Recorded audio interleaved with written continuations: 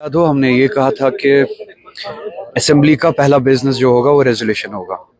हमने ये कैंपेनिंग के दौरान भी कहा, अपने मैनिफेस्टो में भी कहा, हमारी तकरीरों को भी आप चेक कर सकते हैं। असेंबली परसों शुरू हुई। जैसे कि आप जानते हैं, पहला दिन स्पीकर का इलेक्शन है तो रूटीन बिजनेस नहीं होता। दूसरा दिन ओबिचुअरी का था तो रूटीन बिजनेस नहीं होता। आप सब जानने वाले हैं, आपने असेंबली शायद कवर भी की है, लेजिस्लेशन कवर भी किया है इससे पहले। तो पहले 2 दिन रूटीन बिजनेस नहीं होता है। आज पहला दिन था रूटीन बिजनेस का, और नेशनल कॉन्फ्रेंस ने जैसे वादा दिया था कि जो भी पहला बिजनेस होगा इस असेंबली का वो रेजोल्यूशन होगा।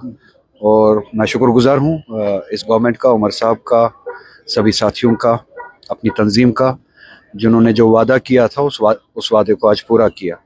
तो ये यहाँ पे बात ख़त्म नहीं होती है। ये एक ऐसी जदोजहद है, जैसा कि मैंने इलेक्शन कैंपेन के दौरान भी कहा, उस जदोजहद का ये दरवाज़ा है, ये रास्ता है। आज वो रास्ता खोला गया। मैंने पार्लियामेंट में अपनी कैपेसिटी में, हम्बल कैपेसिटी में कोशिश की। असेंबली के ज़रिए वही बात पहुंचानी भी बहुत ज़रूरी थी। तो पार्लियामेंट में जो बात हमने की, आज असेंबली के ज़रिए जो बात पहुंची, तो ये कंबाइन होके रियासत की कंसोलिडेटेड एफर्ट से या मुहकम तरीके से जो बात पहुंचनी चाहिए थी वो आज मुकम्मल हुई। तो अब ये जद्दोजहद हमें आगे लेके जाना है। बीजेपी 2 इल्जाम लगा रही है। एक तो वो कह रही है कि जानिबदार रहे स्पीकर इस पूरे मामले में। दूसरा ये कहा कि उनका ये मानना है कि जम्मू का मैंडेट नहीं मिला है, जम्मू की आवाज़ इसमें नहीं है। पॉइंट ऑफ रियासत की मेजॉरिटी का मैंडेट है। बीजेपी जम्मू नहीं है। जम्मू के बहुत सारे रीजन्स के बहुत सारे मेंबर्स जो है वो नॉन बीजेपी मेंबर्स हैं। इसी तरह से कश्मीर से भी जो मेंबर्स चुन के आए हैं वो भी जम्मू कश्मीर को रिप्रेजेंट करते हैं। तो मेजॉरिटी जो है वो इस रेजोल्यूशन के हक में है, इस सेंटिमेंट के हक में है। आज आपको पता है स्पीकर्स के काम करने के तरीके पे बीजेपी हमें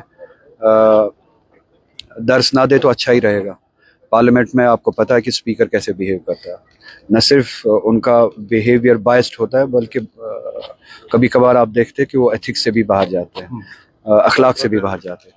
तो बीजेपी से ये बातें हम सुनना नहीं चाहेंगे। बरोला साहब, यूटी में हम हैं और यूटी में लेफ्टिनेंट गवर्नर साहब के पास ही पहले फाइल जारी की। असेंबली ने अपना काम किया। What you are expecting from LG office?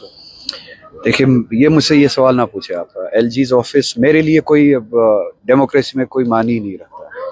तो एलजी ऑफिस इस बिजनेस पे क्या करेगा क्या नहीं करेगा उस पर मैं कमेंट करना ही नहीं चाहूँगा, because I don't recognise the office of LG. Undemocratic है, हम पे थोपा गया है। मेरी जिम्मेदारी और हम सब की जिम्मेदारी ये थी कि हम इस असेंबली के जरिए क्या एक्सप्रेशन देंगे, किस सेंटिमेंट को जाहिर करेंगे। और मैं शुक्रगुजार हूँ अपनी तंजीम का, अपने लोगों का, अपने साथियों का, अलायंस पार्टनर्स का भी किसी हद तक, कि वो जो हमने वादा किया था, जो लड़ाई लड़ने की हमने शुरुआत करनी है असेंबली से, पार्लियामेंट से तो पहले ही की थी, असेंबली से जो वादा हमने किया था वो शुरुआत हमने आज की। इंशाल्लाह मंतकी